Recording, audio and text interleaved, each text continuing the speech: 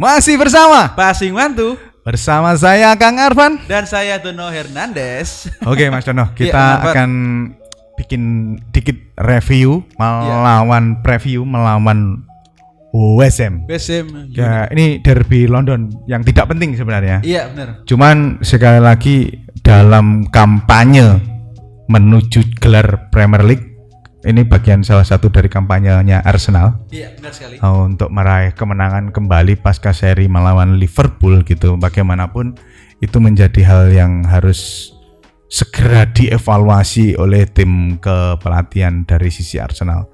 Dari kubu Arsenal belum ada kabar terkait Saliba akan bisa bermain atau tidak. Enggak katanya udah telah berlatih Nketiah Kang Arfan. Sudah tidak berguna itu anak di squad. Jadi terlepas apapun kedatangan Trossard sudah menggantikan Nketiah.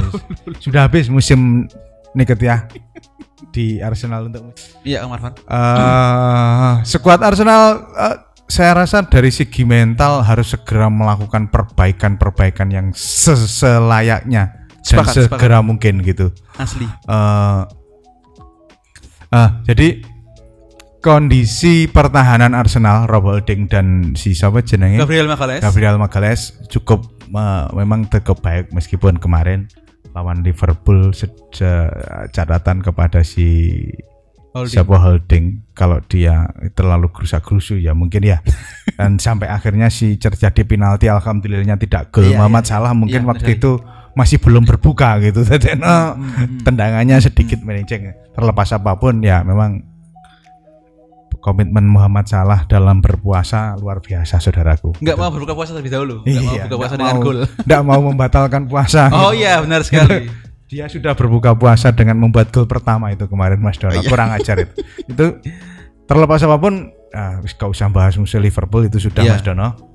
West Ham, Declan Rice itu yang pemain yang digadang-gadang akan masuk ke Arsenal. Saya rasa pasti akan berlabuh ke Arsenal karena memang sejauh ini Kang Arfan cukup santer pemberitaannya ke Arsenal dan cukup masif dan lagi-lagi untuk dari jurnalis tier 1 dan saya rasa Mikel memang butuh pelatih ya main ini untuk mengisi nomor 8 di Xhaka. 8 asli Granit Xhaka pengganti Granit Xhaka ya.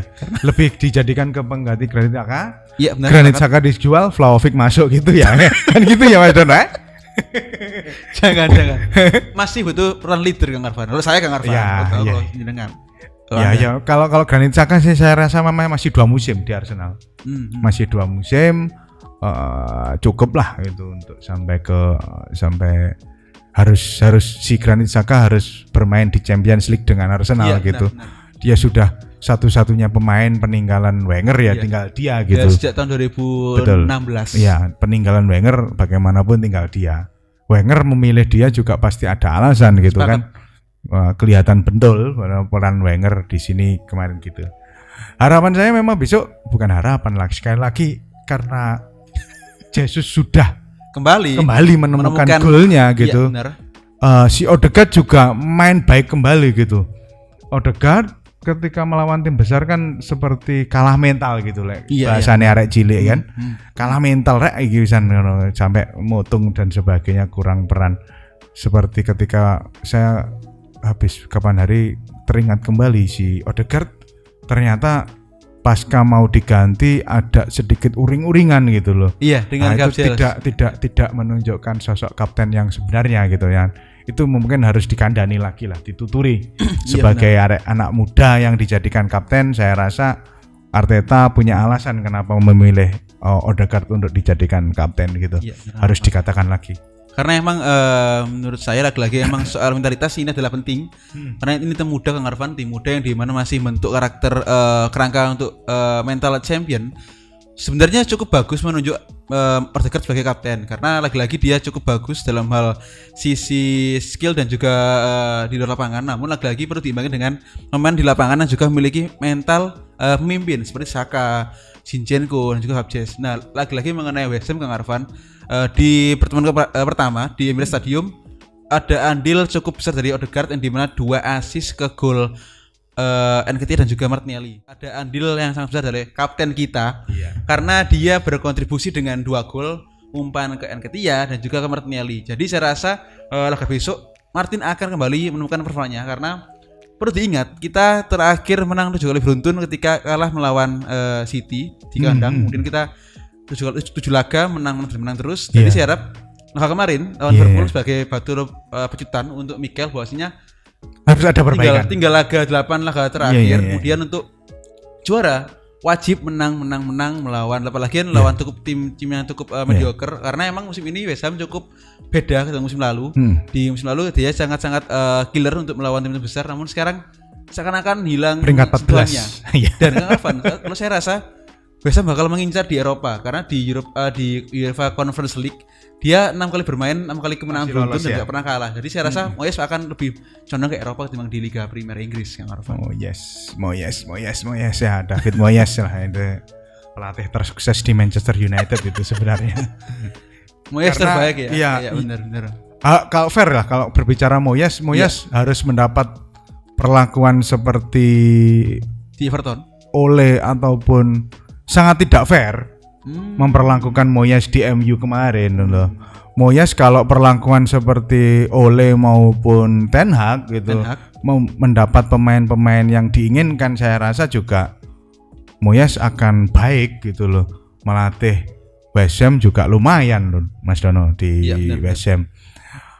Memunculkan potensi-potensi pemain baru gitu di Antonio, Jarrod Bowen, Declan Rice yang akan itu kan juga keren juga gitu, tapi memang kelasnya kelas pelatih kelas menengah gitu ya, mungkin benar. Seperti itu. Terlepas apapun West Ham harus dibelibas apapun keadaannya, meskipun main kita away ke West Ham gitu, holigannya kan meteni West Ham itu West Ham, tapi saya rasa di Inggris sudah sangat luar biasa dari segi nggak akan berimbas pada segi permainan gitu, tekanan di lapangan.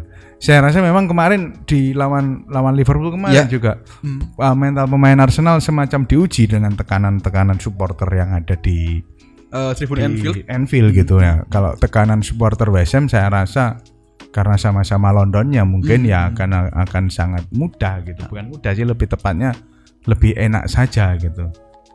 Dan kalau saya sedikit mencatat kemarin bahwa konektivitas dari lini belakang ke tengah itu kurang. Nah, harapan saya besok Jorginho main gitu. Kita wajib mengistirahatkan Partey mungkin karena mungkin hanya diistirahatkan, bukan tidak dimainkan 100%. Dan si Martinelli juga diistirahatkan, Trossard juga harus diberi peran penuh. Si Jesus harus main dari utama karena Jesus sudah membuka keran golnya kembali. Sepakat. Itu kan itu aman itu sudah kan keren juga itu ya, seperti itu Mas Dono. Ya kan Van, saya sepakat dengan Anda mengenai perubahan formasi pemain karena lagi-lagi kita masih ada 8 laga yang tersisa, meskipun laga ini cukup berat, katakanlah away ke Newcastle, kemudian away ke Etihad, meskipun lawan Chelsea di home. Namun saya rasa memang perlu adanya untuk merubah formasi pemain karena lagi-lagi Jorginho baru bermain lagi karena Jorginho pandai untuk mendikte lapangan. Partey saya memang harus diseratkan untuk bermain lagi di tanggal lawan Southampton. Ataupun lawan City. Iya benar, lagi-lagi bagi dia juga perlu untuk mainkan Zinchenko dengan Zinchenko kemarin di akhir-akhir babak kedua kan juga dikolongi dan dia stres gitu kan. Itu kan saya rasa Zinchenko juga harus dicas kembali mentalnya gitu. Seperti itu Mas Dono. Ya saya rasa Marvan memang mungkin mengenai serangan dari bawah ke tengah yang tadi Anda bilang bahwasanya Arsenal cukup enggak punya peran lebih ketika lawan Liverpool.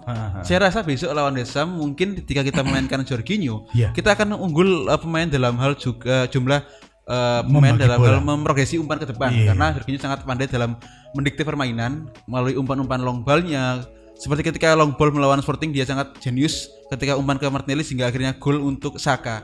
Jadi saya rasa kemarin besok untuk memainkan Jorginho dan juga Saka agar di ini pertahanan kita memiliki banyak opsi untuk pemain dengan pandai untuk memprogresi bola. Betul.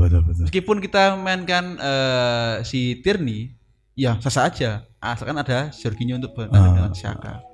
Tierney saya rasa cukup untuk jadi pengganti sajalah. Jadi nggak main inti Kang Marvan. Iya, besok si Zinchenko masih harus melakukan pembuktian lah dia Dia habis dikolongi gitu. Kalau babak pertama dia buruk berarti memang secara mental pasca dikolongi waktu tren itu dia perfect. Itu harus dites, itu bagaimanapun itu harus dites. Terlepas apapun permainan besok gitu, Mas Dono. Nah, Kang Arfan, mengenai musim lalu juga Arsenal sejauh ini dengan West Ham, saya baca di beberapa sumber bola, Arsenal sejauh ini ketika lawan West Ham cukup tangguh dan tidak pernah kalah. Terakhir kalah cukup hampir 4 tahun terakhir, dan Arsenal lagi punya momen emas di London Stadium ketika musim kemarin menang 3-1 kalau nggak salah. Di musim ini juga menang dan juga menang terus. Jadi saya rasa untuk laga besok lawan West Ham cukup optimis menang, meskipun di bulan April ini, April krusial, masih ada City di akhir April ini. Jadi saya rasa cukup optimis. Oke, kalau saya sejak awal memang sampai akhir musim masih tetap optimis ya? Bakal ada di top of the table gitu, meskipun digiereti sama City itu kan. Memang kan itu dari awal-awal kita bikin video ini kan sudah jelas bahwa yang mengejar kita City, bukan klub lain gitu. Kalau kita lihat Liga Italia ya, si Napoli itu larinya kayak kenceng banget, tapi sayangnya mulai karena Osimhen nggak main gitu kan, kelihatan Osimhen cedera. Nah kalau City kan seolah-olah dari gol yang tercipta kan dari Haaland saja.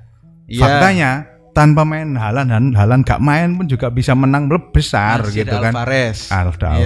Nah itu yang membedakan lawannya, bedanya Man City dengan Napolinya Osimhen gitu loh.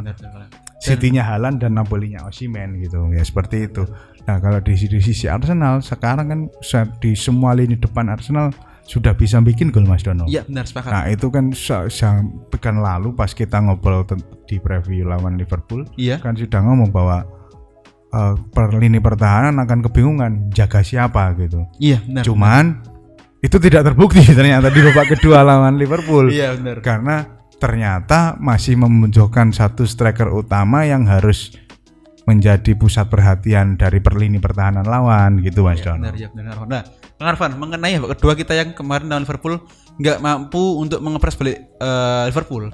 Saya mencatat bahwasanya lagi-lagi Arsenal di musim ini, Kang Arfan, sangat-sangat sering ketika dia unggul nggak terus menyerang ataupun kill the game. Seakan-akan dia malah untuk mengandalkan serangan untuk calm down. Tapi saya rasa itu sangat salah karena lagi-lagi di musim ini cukup genting. Nah, laga terakhir lawannya City dengan robotnya katakanlah Haaland, De Bruyne dan Jack Grealish juga semakin oke. Jadi saya rasa untuk besok lawan West Ham, Mikel harus tetap sadar untuk kill the game dan kemudian jangan keras kepala mau ganti pemain. Emang capek ya ganti aja. Memberi ruang, memberi kesempatan lawan berkembang dalam permainan. Ya itu sangat salah. Itu sangat salah gitu. Dan karena ya besar dan sangat pasti lini pertahanan Arsenal masih terlihat buruk. Dengan terbukti pressing selama hampir 65 menit dari Liverpool. Iya benar. Akhirnya kan membuat hasil seri gitu loh. Dan satu penalti yang beruntungnya tidak gol gitu loh, Mas Dono. Itu kan fakta gitu. Fakta bahwa lini pertahanan Arsenal sedang tidak baik. Meskipun ada Ramsdale dari sisi kiper untungnya Ramsdale sedang baik-baik saja. Sedang baik permainan. Saya rasa untuk lawan West Ham besok sangat mudah. Cukup mudah. Fabianski gampang. Mungkin Kang Arfan lang, jadi saya underline. Kita cukup harus bisa mengolah emosi karena lagi-lagi ketika lawan Liverpool, emosi Saka merubah seluruh mindset pertandingan dari pemain Arsenal sehingga akhirnya kita kegulan oleh gol salah. Jadi saya rasa emang soal emosi pemain, Mikel harus mampu meredam emosi Saka. Karena kan Saka emang cukup temperamen tuh. Betul. Kang Arfan, mungkin dari itu aja dari kita berdua mengenai preview melawan West Ham United yang di mana apapun hasilnya menang, Mas Dono. Gitu aja preview. Kesimpulannya gitu. Bakal menang dengan skor cukup tinggi, cukup lebar. Ya saya rasa kalau kita harus mengejar selisih gol dari City gitu loh. Apapun yang terjadi, kita ketika kalah lawan City kita sudah kesalip gitu. Minimal seri kita masih di atas City gitu. Iya benar. Jadi selisih gol dan kita harus menang lawan City gitu. PR-nya kan cuma itu. Kalau ke depan ya selisih gol sebanyak-banyaknya, kalau bisa bikin 6 gol ya 6 gol sekalian gitu kan. Benar sekali. Sedangkan si City pasti di atas 4 gol kan. Gablek itu kan. Ya, seperti itu aja Iya. Mas Dono. Jadi intinya teman-teman fans Arsenal di mana berada, Iya. kami berdua berharap untuk kemenangan Arsenal lawan West Ham. Dan sampai jumpa di video berikutnya di Passing Waktu bersama saya Don Hernandez Dan saya Kang Arfan, Salam VCC. VCC.